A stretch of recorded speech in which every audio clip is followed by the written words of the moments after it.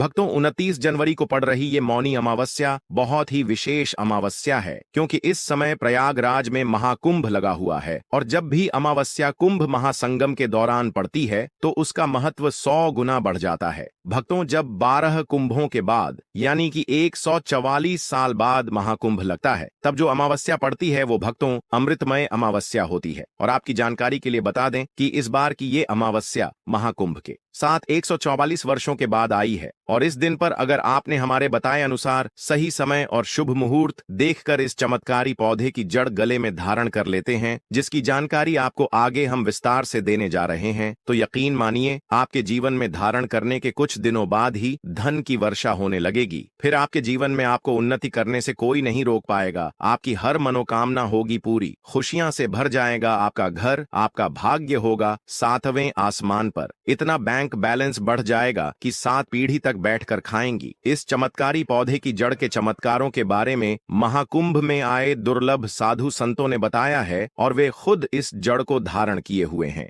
भक्तों 144 साल बाद दुर्लभ संयोग में आई इस मौनी अमावस्या पर अगर आप चूक जाते हैं तो फिर दोबारा आपको 144 वर्षों का इंतजार करना पड़ेगा। तो इसलिए भक्तों आपसे हमारी विनती, गुजारिश, सलाह सब है कि ये वीडियो अगर आप छोड़ देते हैं तो माफ करना, आप बहुत बड़ा अवसर गवा देंगे। हमारा काम है सलाह देने का, हम तो केवल सलाह ही दे सकते हैं। आगे आपकी मर्जी, वो ऊपर वाला सबको किसी न किसी रूप में अवसर देता है। धनवान बनने का क्या पता, ये आपके लिए भी सुनहरा मौका हो। भक्तों शास्त्रों ने बताया है कि इस पौधे की जड़ में जो है ब्रह्मा, विष्णु, महेश तीनों देवों का वास होता है। पूरा का पूरा ब्राह्मण इस खास पौधे की जड़ में समाया माना जाता है। तो इसलिए कह रहे हैं भक्तों, इस खास पौधे की जड़ को अगर आप इस दुर्लभ मौनी अमावस्या के दिन लाकर पहन लेते हैं तो इसी से आपका बेड़ा पार हो जाएगा। तीनों देव ब्रह्मा, विष्णु, महेश का आशीर्वाद आपको मिल जाएगा। फिर आपको धनवान बनने से स्वयं विधाता भी नहीं रोक पाएंगे और आप हमें जिंदगी भर याद करोगे कि हाँ, वास्तव में गुरुजी ने कोई उपाय बताया था।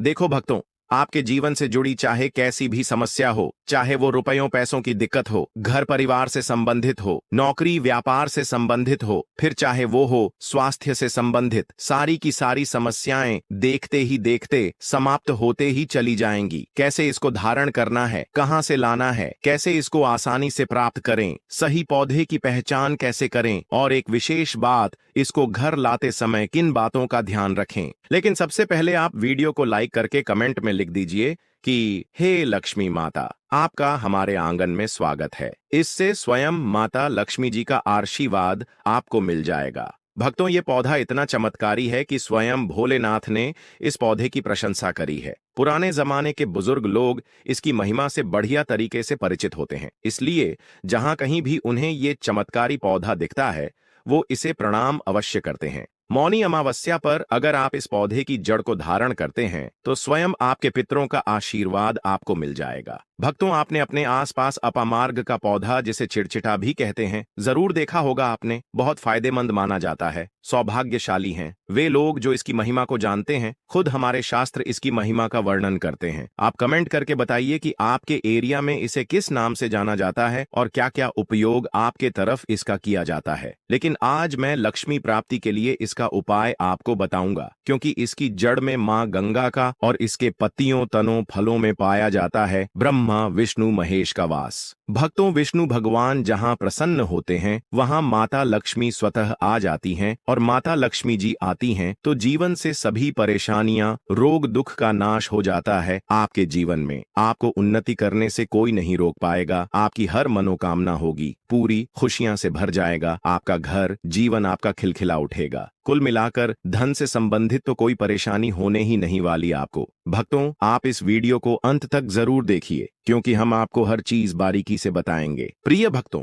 चिड़चिटा के पौधे की बात करें तो इसे अपामार्ग भी कहा जाता है। इस पौधे के माध्यम से पेट की लटकती चर्बी, सड़े हुए दांत, गठिया, अस्थमा, बवासीर, मोटापा, गंजापन, किडनी, इन सभी जैसी 20 से अधिक रोगों का नाश हो जाता है। इसीलिए आप समझ सकते हैं कि यह वरदान के समान है।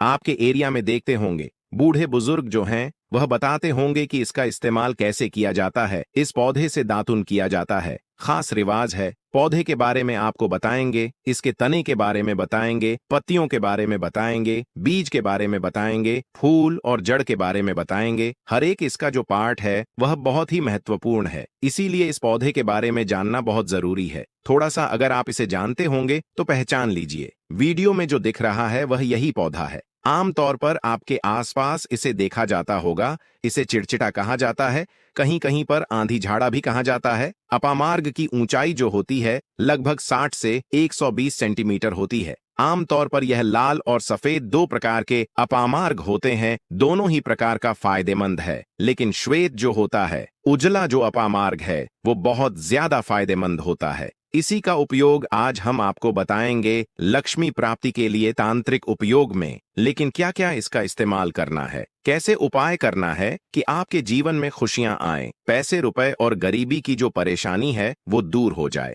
देखिए भक्तों, आज आदमी रुपया पैसा कमाने के लिए क्या कुछ नहीं करता, तो क्या आप 5 मिनट का समय निकालकर इस वीडियो को नहीं देख सकते हैं? क्या पता ये आपकी अंतिम वीडियो हो और आपको फिर कोई वीडियो देखने की जरूरत न पड़े। भक्तों, अपामार्ग पर बीज नुकीले कांटे के समान लगते हैं। इसके फल छपटे और कुछ गोल होते हैं। दोनों प्रकार के अपामार्ग के गुणों में समानता होती है, फिर भी सफेद अपामार्ग जैसा कि हमने बताया वह श्रेष्ठ होता है। यह बहुत ही फायदेमंद होता है। इस पर फूल लगते हैं, फल शीतकाल में लगते हैं और गर्मी में पक करके सूख जाते हैं। इनमें से चावल के दानों के बराबर ही बीज निकलते हैं। इसका पौधा वर्षा आर्थू में पैदा होकर के गर्मी में सूख जाता है। अब यह बहुत ही आसानी से आपको मिल जाएगा क्योंकि सर्दियां आ चुकी हैं। अपामार्ग तीखा, कड़वा तथा प्रकृति में गर्म होता है। यह पाचन शक्तिवर्धक, दस्त लाने वाला, रुचिकर, दर्द निवारक विष, क्रीमी पत्थरी का नाश करने वाला, खून को साफ करने वाला, बुखार को दूर करने वाला, श्वास रोग हो तो उसका नाश करने वाला, भूख को नियंत्रित करने वाला होता है। इसीलिए कहा जाता है कि इस पर सभी देवी देवताओं का वास माना जाता है और सबसे जो मुख्य देवता हैं हमारे ब्रह्मा विष्णु महेश, इनका वास माना जाता है। भक्तों, इसे आप मौनी अमावस्या के दिन धारण करने से मत चूकिए।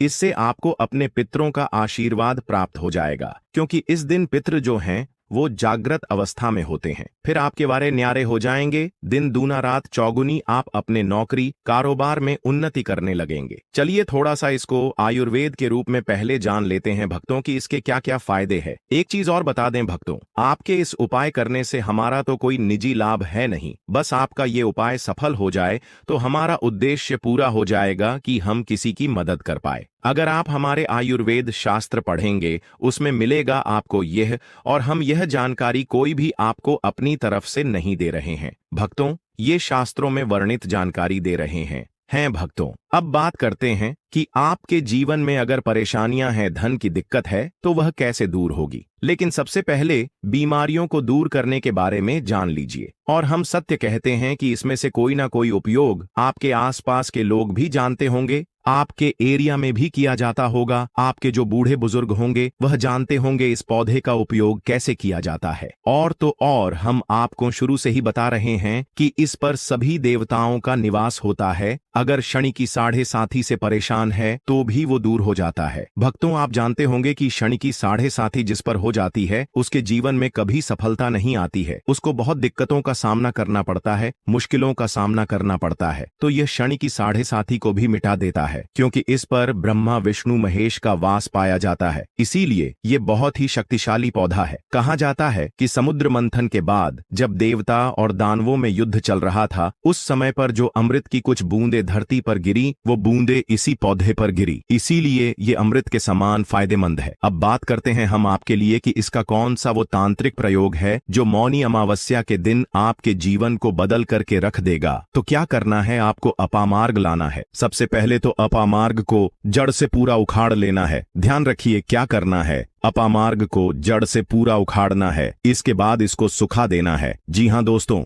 इसको सुखा देना है। सूख जाने के बाद क्या करना है, आपको इसको जला लेना है। जला करके इसकी जो राख बनेगी उसे लाल कपड़े में बांधना है। क्या क्या सुखाना है आप ध्यान रखिएगा। इसके जो फल लगा हुआ हो वो फल भी उसी में हो, पत्तियां हो, जड़ हो, पूरी की पूरी जड़ होनी चाहिए। जड़ को थोड़ा सा हरा काट लीजिएगा। जब हरा रहे सूखे तभी ही काट लीजिएगा। उसको जलाइएगा, वो थोड़ा सा अलग से रख रख लीजिएगा। इसके बाद इसको पूरा जला दीजिएगा। जलाने के बाद उस राख को क्या करना है, आपको लाल कपड़े में बांध लेना है और उसमें एक जो कौड़ी होती है, जो माता लक्ष्मी के लिए कौड़ी बहुत ही शुभ मानी जाती है, उसको रख दीजिएगा। अब इस लाल कपड़े में आपको गांठ बांध देनी है और इसको ले जाकर के एक लोटे में भरना है। अगर तांबे का छोटा लोटा है तो अच्छी बात है, नहीं तो मिट्टी के लोटे में आप इसको भर दीजिएगा और उसको लाल कपड़े से ढक दीजिएगा। लाल कपड़े से ही बांधिएगा। इस बात का विशेष रूप से ध्यान रखिएगा।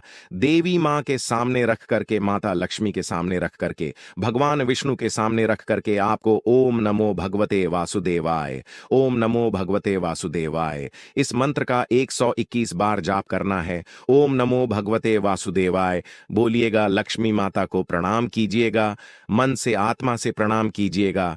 सभी देवी देवताओं को, जिस भी देवी देवता को आप प्रणाम करना चाहते हैं उनको कीजिएगा और कमेंट में उस देवी देवता का विशेष कृपा पाना चाहते हैं तो नाम लिख दीजिए। और उस देवी देवता को याद करने के बाद आपको क्या करना है, मन से आपको क्षमा मांगनी है कि हे प्रभु, हे ईश्वर, मुझसे जीवन में जो भी गलतियां हुई हो, जो भी मुझसे भूल हुई हो, जाने अनजाने में उसको क्षमा करें और मेरे जीवन को बदल दें। मेरे जीवन से परेशानियों को दूर कर दें, मेरी आर्थिक समस्याओं को दूर कर दें। मेरे जीवन में जो भी कठिनाइयां हैं या जो आपकी इच्छा है वो बोल दे माता रानी से, वो बोल दे भगवान विष्णु से, आपके जीवन की परेशानियां दूर होने लगेंगी। खास बात यह है कि जिस पर भगवान विष्णु प्रसन्न होते हैं उसका दोनों लोक सुधर जाता है, यानी कि लोक और परलोक दोनों सुधर जाता है। यहाँ तो आपको माता लक्ष्मी की कृपा मिलती है, इसलिए यहाँ का जीवन सुधरता है, लेकिन परलोक में बैकुंठ धाम मिलता है आपको भगवान विष्णु की कृपा होने की वजह से। तो इसीलिए